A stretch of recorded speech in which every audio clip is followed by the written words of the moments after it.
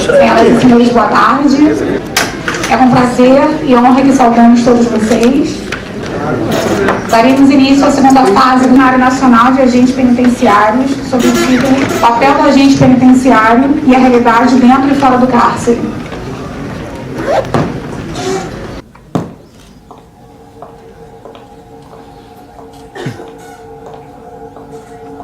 Quase 20 anos atrás, eu escrevi um livro, Estação Carandiru, em que eu relatava a minha experiência de, na época, uns 10 anos, na Casa de Detenção de São Paulo. Foi o primeiro livro de uma trilogia. O segundo livro tem o nome de Carcereiros e o terceiro está para sair, que é o Prisioneiro. O carcereiro é um personagem muito pouco representado nas histórias de cadeias. Fala dos prisioneiros, etc., mas não dos homens que tomam conta dos presos. E o livro conta a história de quem são essas pessoas, de onde eles vêm, como eles trabalham, quais são os erros, quais são os acertos, os defeitos e as qualidades.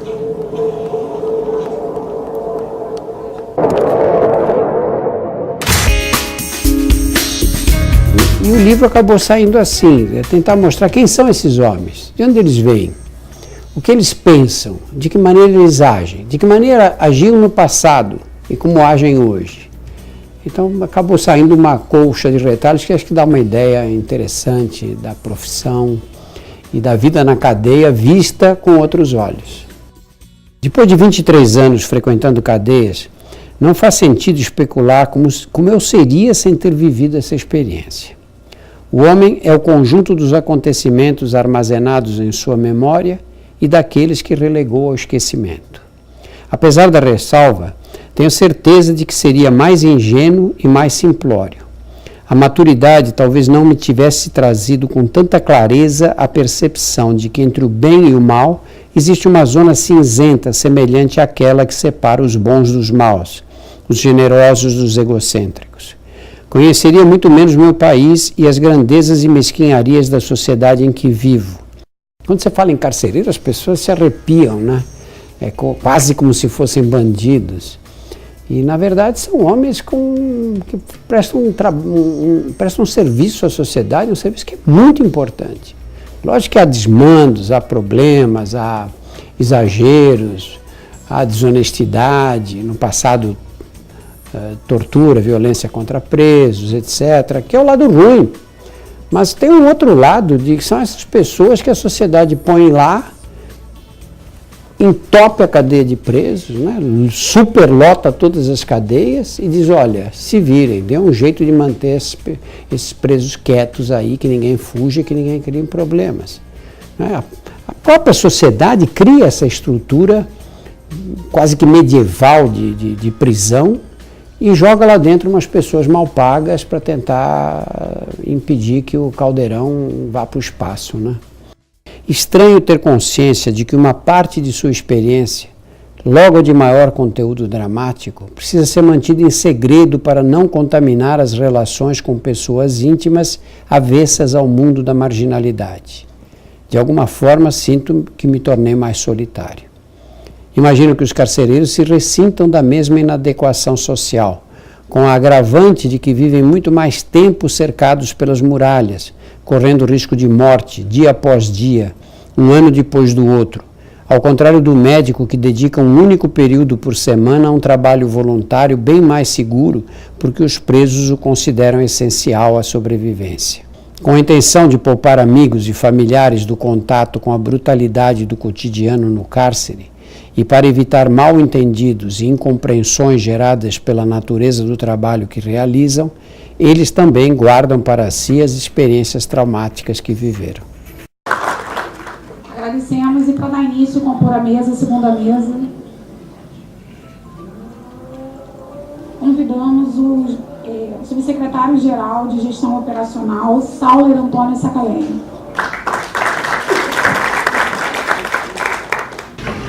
A coordenadora do Centro de Apoio Operacional das Promotorias de Justiça de Execução Penal do Ministério Público, doutora Gabriela Taves de Almeida. Promotor da Vara de Execuções Penais, doutor André Guilherme de Freitas.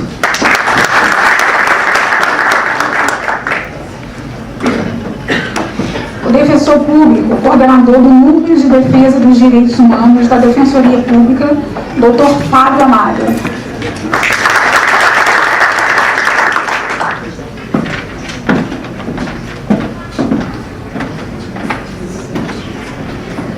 Doutora Tânia Donner Ferreira.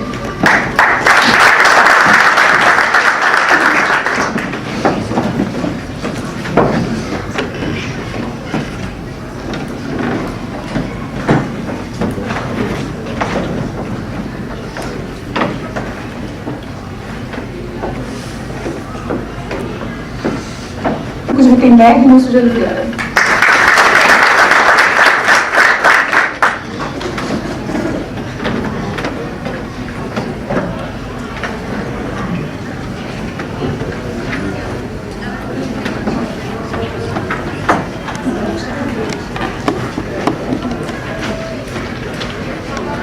Confirmamos a palavra, doutora Gabriela Tabet de Almeida.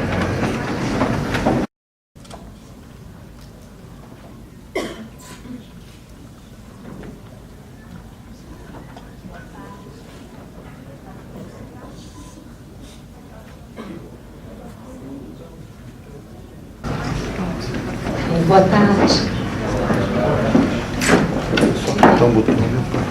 Gostaria de cumprimentar a todos, os senhores e senhoras presentes e a todos que compõem a mesa, aqui na pessoa do secretário, o Saulo. Peço desculpas porque eu estou sem voz, mas para mim seria muito importante não deixar de comparecer nesse evento hoje.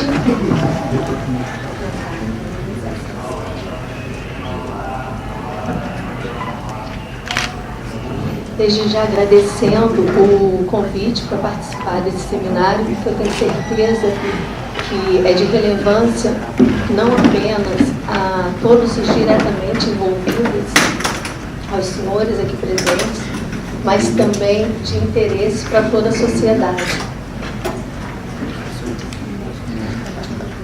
Eu sou promotora de justiça de execução penal, trabalhando junto com o colega André Guilherme há 13 anos, por aí. E há cerca de 1 ano e meio eu atuo junto à coordenação, ao Centro de Apoio aos demais colegas. Eu vou ser bem sucinta aqui na abordagem que eu pretendo, até porque eu não vou conseguir falar muito, e eu trouxe algumas anotações para não me perder, porque senão a minha tendência é falar. Dentre os inúmeros aspectos assim, que demonstram a importância da atuação do agente penitenciário, exato, na correta execução da pena, eu gostaria de começar abordando o tema da segurança pública, que tem dominado as nossas conversas, sejam aqui na nossa cidade, seja no âmbito nacional. E, apesar das mais discrepantes opiniões, divergências e as mais diferentes ideias que surgem dos especialistas na matéria, uma dessas ideias parece que vem se concretizando, que nós não temos mais como falar em segurança pública dissociada do sistema prisional. Sempre parecia que o sistema prisional era algo estanque, e segurança pública, né, como se houvesse a segurança privada em se tratando de sociedade, fosse algo a ser abordado em outra seara. O que nós percebemos é que a segurança extramuros de toda a sociedade livre, que não se encontra privada da liberdade, hoje perpassa também pelo que acontece intramuros, pela realidade do cárcere. E é dentro desse contexto que os agentes penitenciários exercem funções de extrema relevância. Isso, eu vou deixar, só fazer uma abordagem do que eu acho que é primordial sob o ponto de vista que eu quero tratar aqui. Os agentes lidam diariamente, diuturnamente, com pessoas, eles trabalham com relações interpessoais. Pessoas que estão privadas da liberdade, pessoas que, em sua grande maioria, praticaram crimes gravíssimos, crimes violentos. Esse é o desenho, bem simplificado, bem resumido, do ambiente onde essas relações interpessoais acontecem. E quando nós estamos tratando de ambiente de trabalho, o relacionamento interpessoal implica em relação social, que exige um conjunto de normas comportamentais que orientam essas interações entre essas pessoas, entre esses membros. E quando nós estamos tratando do ambiente carcerário, estas normas e regras precisam estar mais ainda devidamente estipuladas e compreendidas. Mais à frente vocês vão entender por que eu estou falando disso.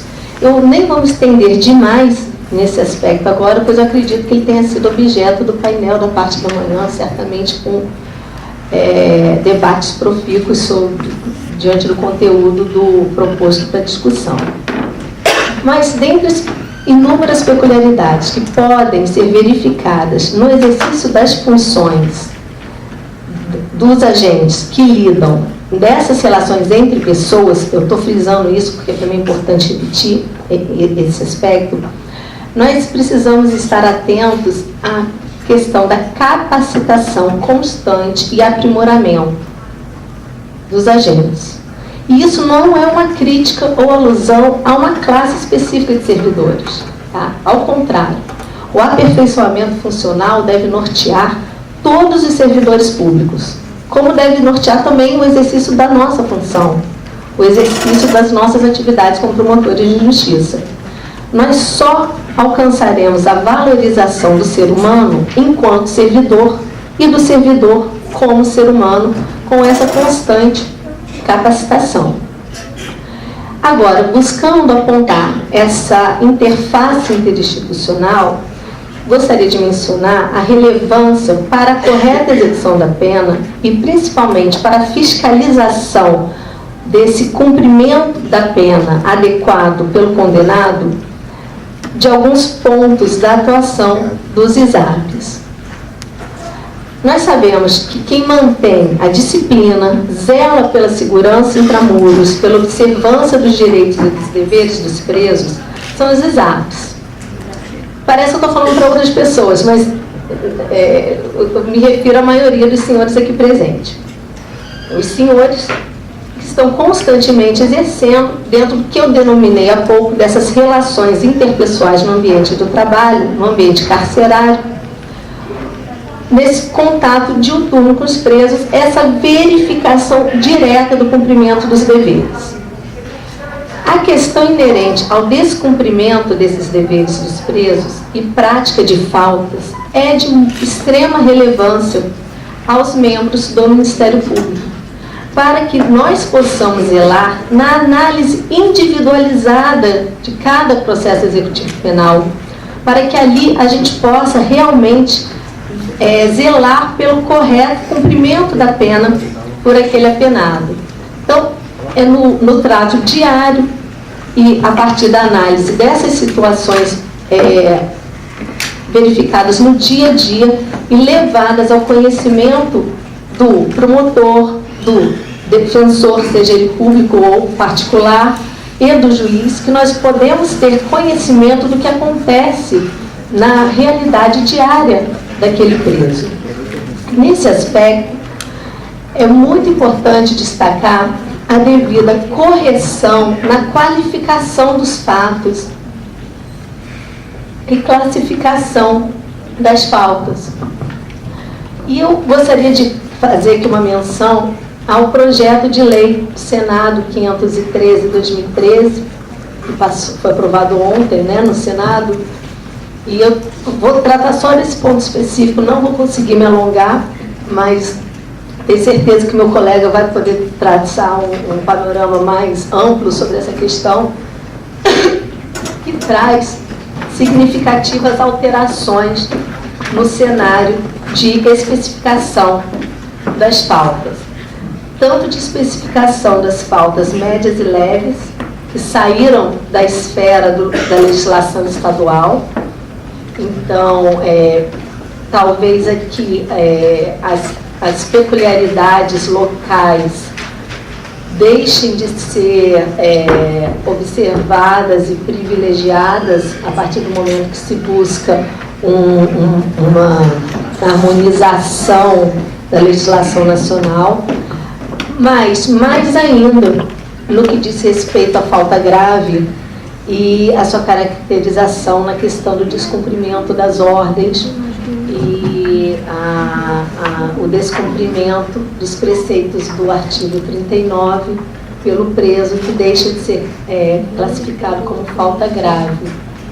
Então, nós sabemos do impacto que isso pode gerar dentro do convívio e dentro do que eu mencionei como essas relações que ocorrem e que devem estar bem norteadas, delimitadas e normatizadas no ambiente carcerário.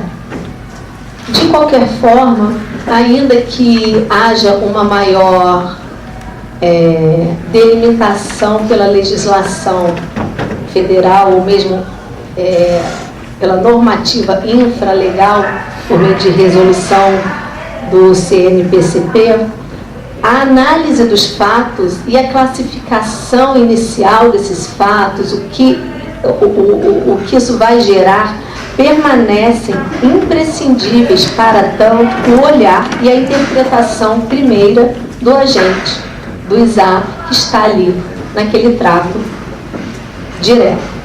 Então, é por isso que eu mencionei a questão da importância da constante capacitação dos agentes e a necessidade do intercâmbio entre as instituições envolvidas na execução penal. Assim, todos nós poderemos evoluir na interpretação das leis e regulamentos diante dessas novas práticas que sempre surgem dentro das unidades prisionais. Nesse ponto, já estou finalizando, a necessidade da qualificação dos agentes. Para mim é muito importante deixar claro também que quando a gente fala em qualificação, nós abordamos aqui também a questão do aspecto quantitativo, tá?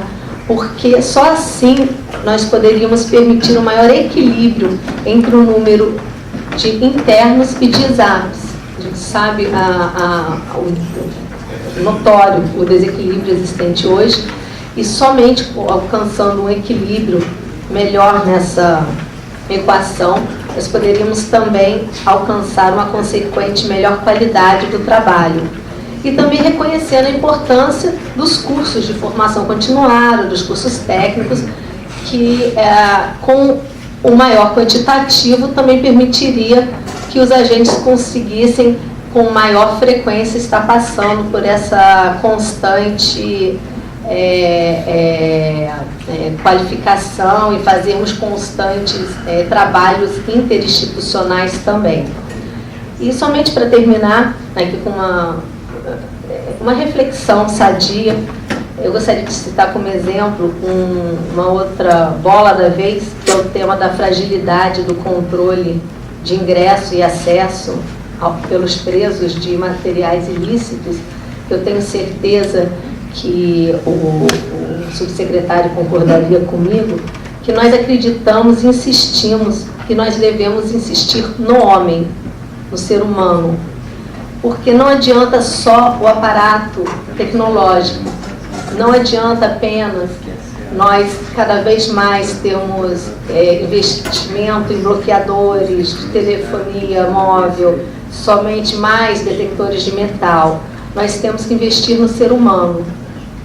E só assim nós realmente conseguiríamos alcançar resultados mais positivos. É no que nós acreditamos. Obrigada.